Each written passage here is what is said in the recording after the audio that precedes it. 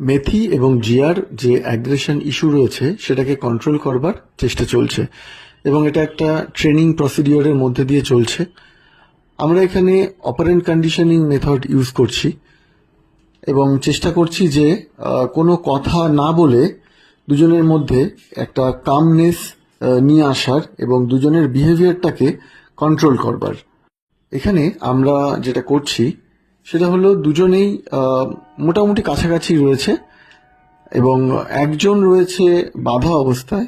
তাকে বাঁধাটা এই কারণেই হয়েছে কারণ আমার ম্যান পাওয়ার কম, ধরার লোক নেই সেই জন্যে। আরেকজন কিন্তু ছাড়া রয়েছে। এইভাবে ট্রেনিং এর ফলে কিন্তু আমরা দেখছি যে দুজনের মধ্যে একটা কামনেস তৈরি হয়েছে এবং দুজনে কিন্তু আস্তে আস্তে চেষ্টা করছে যে নিজেরা রিল্যাক্স হবার। এটাই আমরা চাইছি যে ওরা ন্যাচারালি রিল্যাক্স হোক এবং আমরা ওদের গাইড করব। আর যে প্রয়োজনীয় কারেকশনগুলো দেওয়ার দরকার সেগুলো এই ট্রেনিং পদ্ধতির মধ্যে দিয়েই চলছে, যার ফলে ওদের মধ্যে যে বিহেভিয়ারটা আমরা চাইছি সেটা কিন্তু আস্তে আস্তে ডেভেলপ করছে।